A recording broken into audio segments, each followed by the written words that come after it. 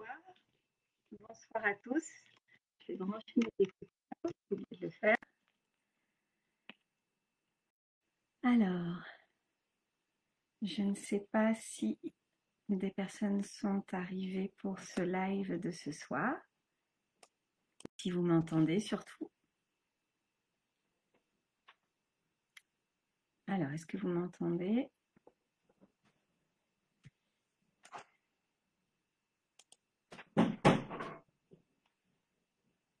Oui, je vois qu'il y a des personnes qui se connectent. Je regarde un peu. Alors, a priori, vous m'entendez. Je vais attendre un petit peu.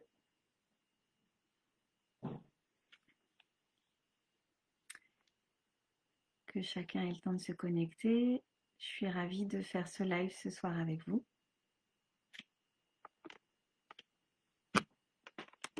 Je suis un peu dans la...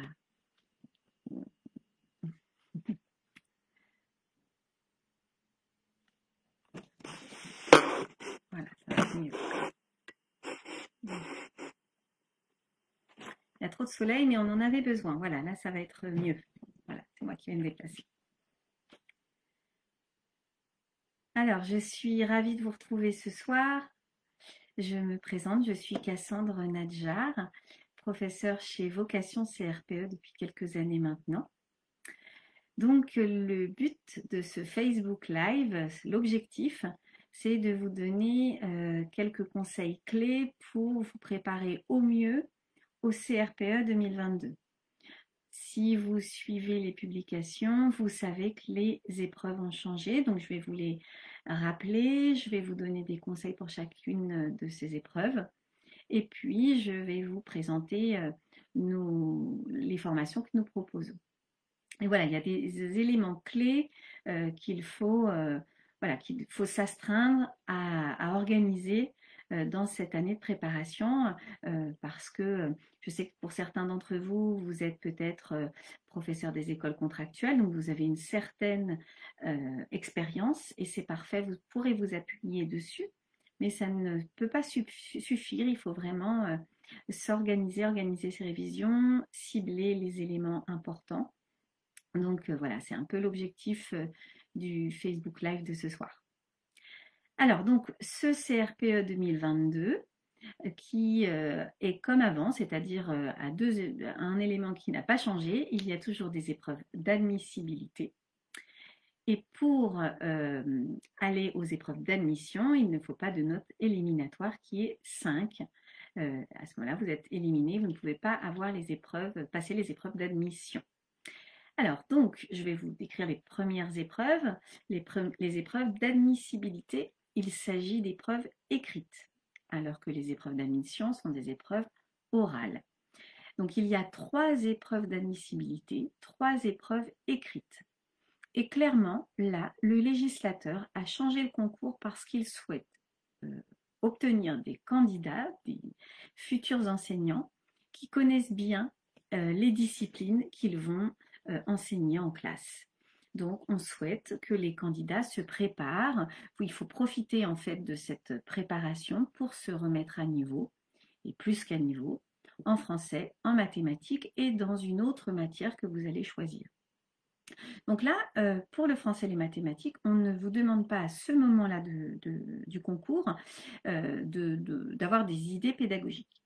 On vous demande vraiment d'avoir de solides connaissances en français et en mathématiques de niveau 3e.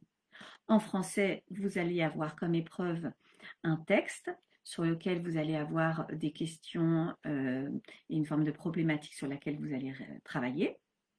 Et des questions de grammaire, de conjugaison, de lexique. Et cette épreuve dure 3 heures et est notée sur 20, donc il faut vraiment s'y préparer avec beaucoup d'exigence. Pour bien se préparer à cette épreuve, il n'y a qu'un mot, enfin on va dire deux grandes idées à retenir.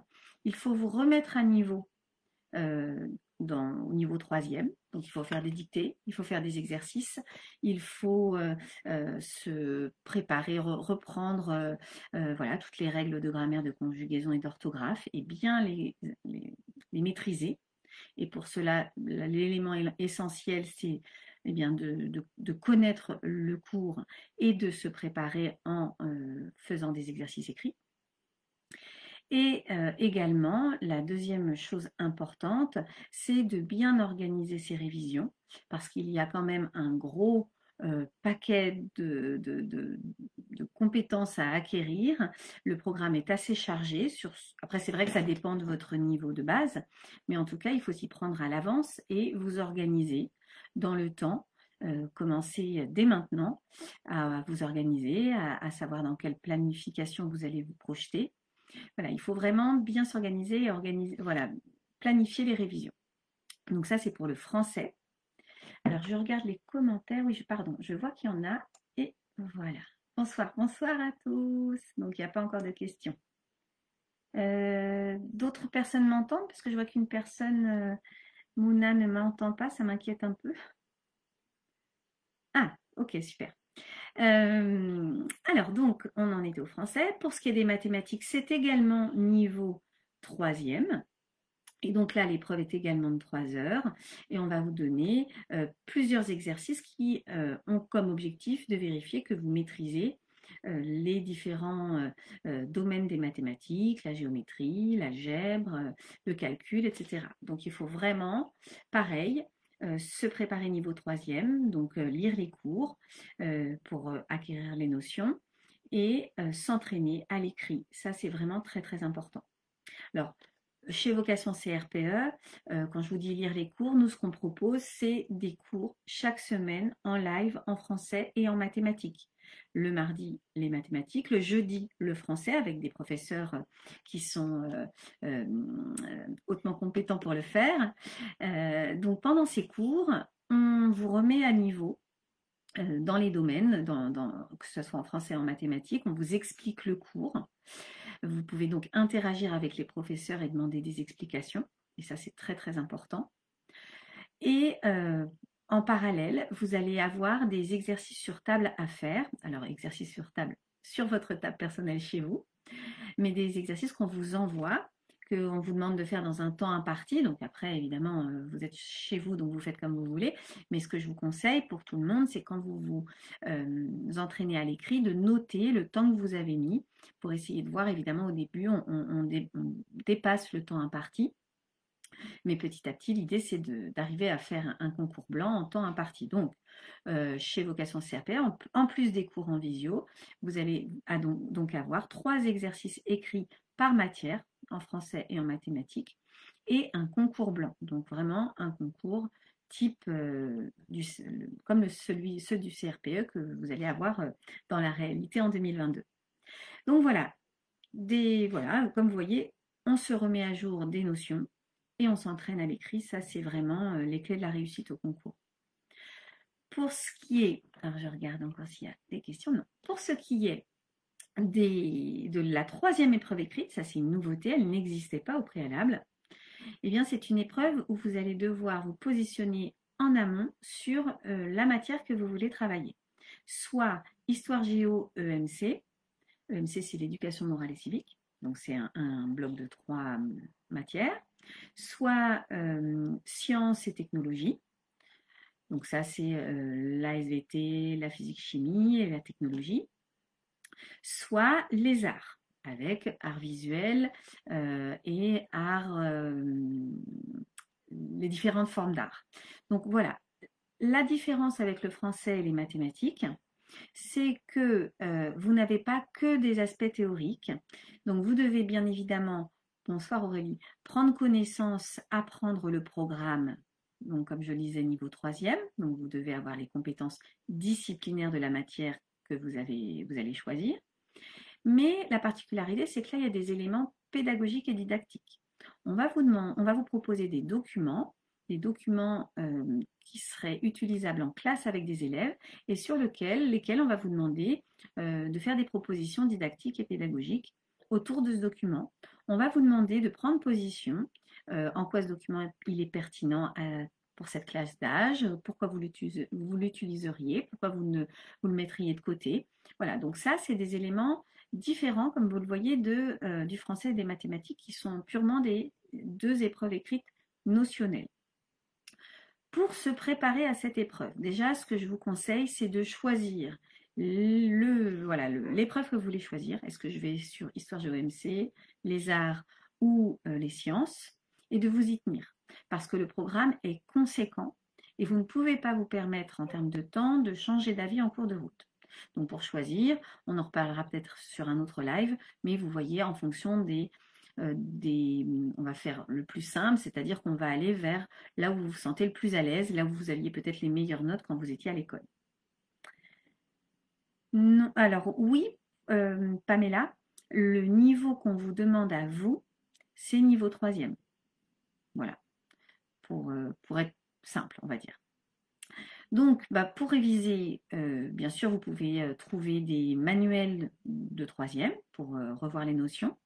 Et toujours la même chose, s'entraîner à l'écrit, s'entraîner sur des exercices, s'entraîner à... Vous pouvez essayer aussi de trouver des manuels qu'on trouve dans les écoles. Comme ça vous permet de voir les documents qu'on peut utiliser dans ces différentes matières pour vous entraîner au mieux. Toujours une clé de la réussite, c'est de vous préparer, de planifier vos révisions. Vous voyez, là, vous avez quand même 3 épreuves écrites, c'est conséquent, donc il faut les organiser dans le temps, les organiser sur la semaine. Qu'est-ce que je révise en premier? Qu'est-ce que je mets de côté dans un premier temps? Sur quoi je vais m'attacher? Est-ce que je vais réviser une matière en plus sur une semaine, par exemple l'histoire, ou est-ce que je vais me mettre un emploi du temps, lundi histoire, mardi géo, etc. Oui, et des notions de seconde quand même. Oui, oui, tout à fait. Alors, donc je continue. Donc vous avez ces 3 épreuves écrites sur lesquelles il faut vous préparer de cette manière-là. Pour ce qui est de cette 3e épreuve, chez Vocation CRPE, on vous propose également des cours. Alors cette fois-ci, ils sont en partie enregistrés, ce qui vous permet de vous organiser dans votre semaine sur le moment où vous allez les regarder, et ça c'est assez intéressant. Durant ces vidéos, on vous remet au clair sur toutes les notions du programme. Et on vous donne à chaque fois des exemples concrets d'application dans la classe pour vous préparer sur l'aspect didactique et pédagogique. Voilà, ça c'est important. Et on vous donne quelques moments en live pour nous permettre tous ensemble de corriger les exercices qu'on va vous envoyer, les exercices écrits de préparation, puisque comme pour le français et les mathématiques, vous aurez des exercices écrits et un concours blanc. Oui, ce sera sur tous les cycles, Manon. L'épreuve d'application est sur tous les cycles. Alors voilà, je pense avoir fait le tour des questions. Alors, comment ça se passe une fois le concours? Qu'on a le concours, je vous propose de... Là, c'est pas l'objet du live de ce soir, mais vous pouvez trouver toutes les informations sur Eduscol. Je vous conseille vraiment. Il y a un site même particulier qui s'appelle devenirenseignant.fr ou .com, je ne sais plus, pardon. Et là, vous avez toutes les informations sur le fait de passer le concours et qu'est-ce qui se passe après. Sachez que chez Vocation CRPE, en tout cas, une fois qu'on a le concours, on vous propose une formation qui est intégrée dans le tarif de base, il me semble. Dites-moi chez Vocation si je ne me trompe pas, et qui vous aide à préparer votre rentrée et les premiers temps de vos premiers pas sur votre poste. Voilà, on vous aide et ça, c'est vraiment plutôt intéressant pour vous. Alors, pour la suite, donc là j'ai fait le tour des épreuves écrites sur lesquelles il ne faut pas avoir de notes inférieures à 5. Si tout se passe bien, vous allez accéder aux épreuves d'admissibilité. Alors, l'épreuve d'admissibilité qui est nouvelle cette année, c'est l'épreuve de français mathématiques. Donc là, il s'agit d'une épreuve purement professionnelle sur laquelle on va vous remettre un dossier en français, un dossier en mathématiques qui comporte divers documents, des extraits de programmes, des extraits de, pourquoi pas, de production d'élèves, de manuels, peut-être des exemples de séances ou de séquences. Voilà, c'est devenirenseignant.gouv.fr. Et donc, On vous donne un temps de préparation et vous revenez ensuite devant le jury et vous alternez entre l'épreuve de français puis l'épreuve de mathématiques. Et donc, durant cette préparation, vous devez organiser une séance d'apprentissage dans le niveau qui vous aura été indiqué avec les documents que vous avez. Donc, il va falloir être capable, c'est la difficulté, eh bien, de les lire rapidement, ces documents, d'en faire une analyse critique et de proposer des pistes pédagogiques et didactiques. Donc ça, c'est vraiment quelque chose de bien spécifique. C'est quelque chose qui existait au préalable dans le précédent concours, à l'écrit, mais là, ça a été positionné à l'oral, ce qui implique qu'on va certainement attendre davantage de vous, puisque vous allez être confronté à un jury qui va vous poser des questions, qui va vous demander de vous justifier, puisque c'est un mal pour un bien. Parfois, des fois, à l'écrit, eh bien, on pouvait écrire des choses et puis le jury pouvait ne pas comprendre ce qu'on avait voulu exprimer. Donc là, c'est quelque chose de positif. Le jury va pouvoir vous permettre de clarifier votre proposition. Il va vous permettre voilà, d'aller plus loin. Il va pouvoir vous mettre sur la voie parfois, suivant les jurys et les académies. Mais en tout cas, voilà, il s'agit d'un échange sur des propositions professionnelles. Et là, c'est particulier, c'est quelque chose d'important. Certains d'entre vous n'ont jamais mis les pieds en tant que professeur enseignant dans les classes. Vous avez votre vision d'élève et cette posture, il va falloir la changer. Il va falloir acquérir un lexique spécifique d'enseignant. Il va falloir avoir des habitudes pour pouvoir répondre au jury et comprendre de quoi il parle quand il vous pose certaines questions qui seront comme les difficultés récurrentes des élèves, la différenciation, voilà, tous ces éléments qui sont récurrents et qui automatiquement vont revenir. Donc pour vous préparer, là c'est plus compliqué que les épreuves écrites, puisqu'il s'agit d'un aspect professionnel. Donc si vous avez la possibilité d'échanger avec des enseignants autour de vous, alors là, c'est un long cours, mais en gros, la didactique d'une matière en français et en mathématiques, c'est comment on nous dit d'enseigner cette matière, puisqu'évidemment, on n'enseigne pas de la même façon de l'histoire que de la science, par exemple, même s'il y a des choses, on va dire, qui peuvent des caractéristiques communes, mais en tout cas, quand même, fondamentalement, on n'enseigne pas les différentes matières de la même manière. Donc ça, c'est la didactique. Et la pédagogie, c'est plus des aspects de mise en œuvre. C'est-à-dire, est-ce que vous allez mettre les élèves en groupe? Est-ce que vous allez faire une phase écrite, une phase orale? Quel outil vous allez utiliser numérique, par exemple? Voilà. J'espère que... Voilà, là, je ne vais pas vers un cours plus grand que ça, mais je pense que par ma réponse, vous avez la base de la différence entre la pédagogie et la didactique, Laurie.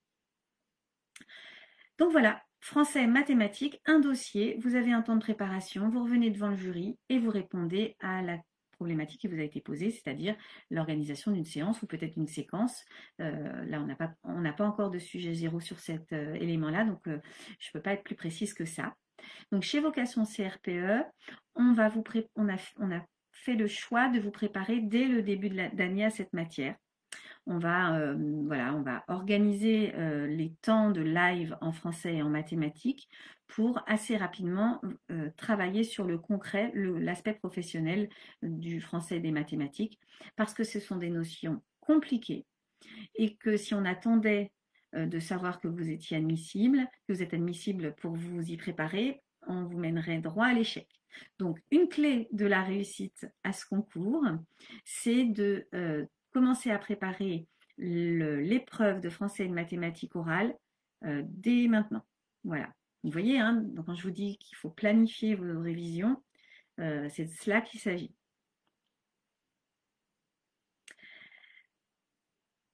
Alors, eh bien, Amal, pour ce qui est des lacunes, on a vraiment axé nos cours pour faire presque une remise à niveau. Par exemple, en mathématiques, on va vraiment aller de manière assez poussée. Après, ce que vous avez aussi la possibilité de faire, si vous vous inscrivez, c'est de visionner des vidéos antérieures. Et enfin, vous pouvez aussi vous inscrire par notre biais au projet Voltaire, qui est un système qui va vous permettre de vous remettre à niveau en français et en mathématiques, avec un test de positionnement au départ et des exercices pour vous faire réviser jusqu'à ce que vous ayez la remise à niveau. C'est tout l'intérêt de s'inscrire rapidement. Donc voilà, pour ce qui est du à côté, vous n'avez pas accès à pouvoir poser en permanence des questions pour le professeur, mais en tout cas, il est là le jour du live pour vous répondre, ça, il n'y a pas de souci. Ah oui, et il y a Lina qui voilà, peut synthétiser en tout cas les questions et nous les transmettre à nous les professeurs. Ensuite, l'autre épreuve orale, donc oui, je vous disais que... Ah oui, j'ai oublié de vous dire quand même, c'est que pour toutes les épreuves orales, ça c'est important, on va vous faire une épreuve orale blanche. C'est-à-dire qu'on va vous donner un sujet en amont que vous allez préparer chez vous et on vous donnera un rendez-vous en visio et on vous fera passer le CRPE comme si vous y étiez. Alors vous aurez un seul jury, mais en tout cas, on n'arrêtera pas le chrono, on vous laissera parler, on vous posera des questions comme le jury est censé vous les poser. Et la particularité, l'aspect intéressant, c'est qu'ensuite on vous fait un débrief pour vous donner vos points forts, vos points à améliorer, etc. Et ça pour toutes les épreuves orales. Ça, c'est très important. Donc, une des clés aussi de réussite pour les oraux, c'est de s'entraîner. Et c'est de s'entraîner, quand je vous disais de vous entraîner à l'écrit, c'est important. Et de le faire vraiment à l'écrit avec votre écriture et pas à l'ordinateur. Parce que le jour J, si vous n'êtes pas réhabitué, vous ne vous êtes pas réhabitué à écrire, bien c'est difficile. Et bien là, c'est pareil pour l'oral. Il faut vous entraîner à l'oral. Vous vous mettez devant un miroir ou vous vous filmez et vous regardez ensuite la vidéo. Ça, c'est très important. Ensuite, super Aurélie. L'autre épreuve, c'est une épreuve qui existait déjà au préalable. C'est une épreuve d'EPS et qui parle aussi du système éducatif. Donc ça, c'est quelque chose qui ne change pas. On va vous demander d'acquérir des notions sur l'éducation physique et sportive à l'école, de connaître les programmes, les attendus, et également les différents éléments du développement de l'enfant pour être capable de proposer des séances d'enseignement qui soient adaptées aux âges des élèves. Donc voilà, vous allez avoir un sujet à préparer également et vous venez devant le jury et vous le présentez, il vous pose des questions. Ensuite, il vous interroge sur le système éducatif, sur votre connaissance du système éducatif. Et enfin, il va vous interroger sur vos motivations. Et ça, c'est une nouveauté du CRPE 2022. Le jury aura eu au préalable une lettre de motivation et un CV que vous aurez préalablement rédigé, dont il aura connaissance, et il va pouvoir vous interroger sur vos motivations à devenir enseignant. Donc ça, c'est plutôt une bonne chose. Donc, ils sommes dans l'enseignement. On est plutôt content que le concours s'axe aussi sur les motivations des candidats. Pour vous préparer, il faut bien travailler votre lettre de motivation, votre CV, ça c'est très très important, de ne pas faire de faute d'orthographe, d'avoir une syntaxe correcte et d'essayer de trouver dans votre parcours tous les éléments qui peuvent montrer que vous n'êtes pas là par hasard. Ça c'est très important. C'est ce que le jury va essayer de comprendre. Alors bien sûr, certains d'entre vous n'ont jamais fait de stage dans les écoles ou n'ont jamais travaillé avec les enfants. Eh bien, cherchez dans votre parcours malgré tout ce qui peut, dans vos compétences, dans les matières que vous avez travaillées à l'université peut-être, ou peut-être dans vos activités extrascolaires, des éléments que vous pourriez mettre en avant pour montrer que vous avez, alors peut-être pas les compétences encore, hein, vous êtes au tout début vous êtes des prétendants à devenir enseignant, mais en tout cas une motivation à devenir enseignant et que vous n'êtes pas là, je le répète, par hasard. Donc pour vous préparer chez nous à vocation CRPE, nous allons créer des petits groupes. Alors déjà, on va vous aider à rédiger votre lettre et votre CV. Vous allez les rédiger, on va vous les corriger, vous donner des pistes de réécriture pour pouvoir envoyer un document qui respecte les attendus du jury. Mais aussi, on va donc créer des petits groupes de travail concernant la motivation. Voilà, on va échanger avec un professeur, vous allez échanger avec un professeur sur les motivations. Pourquoi pas à deux?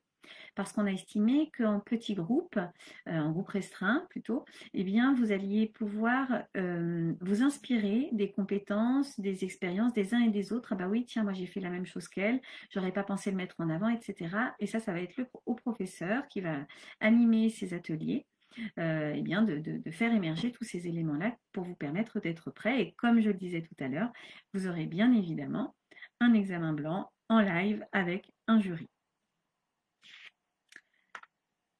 Alors, je regarde. Oui, lettre de motivation manuscrite, tout à fait. Oui, tout à fait, Camille. Pour le PS, ça ne change pas. C'est la même chose que dans l'ancien concours. Alors, il y a des particularités selon les académies. Ça, je vous invite à faire très attention. Il y a des académies où on voit certaines APSA et pas d'autres. Il y a des académies où il y a des vidéos qui peuvent être proposées. Donc, faites attention aux particularités de vos académies. Voilà, écoutez, je pense avoir fait le tour des épreuves, de quelques éléments clés pour vous préparer au mieux. J'ai également présenté la formation de vocation CRPE. Je n'ai pas parlé de l'épreuve facultative. Vous avez la possibilité de préparer une épreuve facultative en langue vivante étrangère. Et là, c'est plutôt intéressant puisque seuls les points au-dessus de la moyenne sont retenus. Si vous n'avez pas une bonne note, ce n'est pas retiré de vos points. Donc, c'est plutôt intéressant. Voilà, bah écoutez, je pense que j'ai fait le tour. Est-ce que vous avez d'autres questions? Comme ça, je vais pouvoir vous laisser aller profiter encore des quelques derniers rayons de soleil. On en profite. Oui, tout à fait, Cyrielle, mais comme je le disais, renseignez-vous auprès de vos académies. Ça peut changer d'une année sur l'autre. Voilà, il ne faut pas laisser ça à la légère parce que vraiment, c'est bien spécifique. Alors oui, Marion et toute l'équipe de Vocation CRPE est là pour vous répondre à vos interrogations. Vous avez aussi la possibilité de regarder, on fait des lives également, donc il y en a un, je crois, bientôt qui a eu lieu, excusez-moi, je ne me souviens plus Marion, si vous pouvez préciser, en tout cas qui peut vous donner des informations sur les modes de financement de cette préparation. Il y a des modes de financement possibles et c'est toujours intéressant.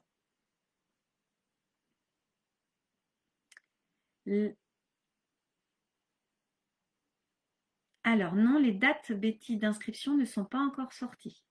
On veille et on les mettra, dès que ça va sortir, on les mettra sur les pages Insta et Facebook de Vocation CRPE, bien évidemment.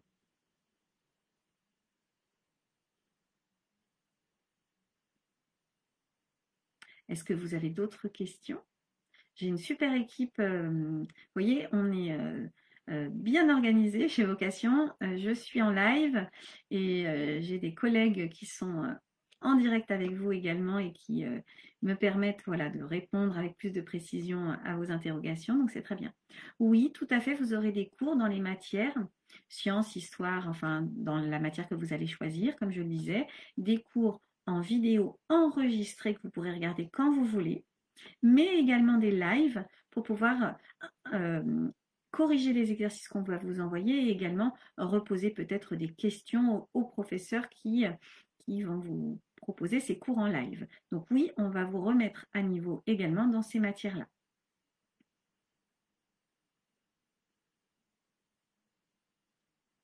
Alors je regarde, est-ce que vous avez encore quelques questions?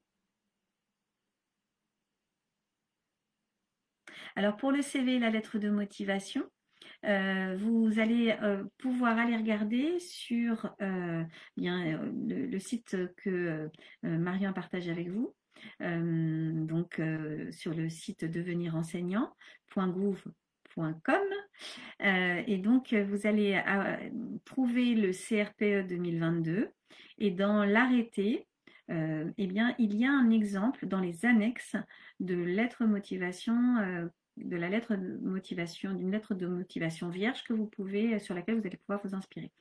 Je il me semble que c'est peut-être sur ce document qu'il faudra travailler, ou alors sur une feuille blanche et s'en inspirer, on va finaliser cette question. C'est vrai qu'il y a une partie des éléments qu'on n'a pas encore, mais dès qu'on les a, on va vous repréciser tout ça. Bah, écoutez, si vous n'avez pas d'autres questions, je vais vous laisser. Je regarde. La langue des signes, non. Seulement les langues étrangères. Alors, il me semble qu'il y a anglais, espagnol, allemand, italien, il me semble. Les cours commencent très bientôt, fin septembre. Ah bah voilà, j'avais pas fait défiler les... Voilà, le 28 septembre pour les lives. Mais oui, tout à fait, la remise à niveau. Vous avez, si vous vous inscrivez chez Vocation CRPF, vous avez en ligne de nombreux cours de l'année dernière qui sont qui ont un descriptif. Comme ça, si voilà, vous avez des notions en mince, je n'étais pas très bon en géométrie, en mathématiques, bon bah je vais déjà commencer à regarder les cours. Comme ça va me permettre de me remettre à niveau dès maintenant. Bah, je vous remercie, merci à tous, merci Aurore, merci Laurie, merci tout le monde. Estelle, tout le monde. Ravie d'avoir pu échanger avec vous. Et je vous rappelle que vous avez la possibilité d'écouter le live lundi soir sur Instagram et qui sera proposé, animé par Elsa Diniz Odorico, qui est donc une autre enseignante, une autre professeure chez Vocation CRPE. Voilà. Bah, écoutez, je vous souhaite une très bonne soirée. Continuez à vous protéger. Je vous souhaite un bon courage pour vos révisions et j'espère avoir pu répondre à vos questions et préoccupations. Au revoir, bonne soirée à tous.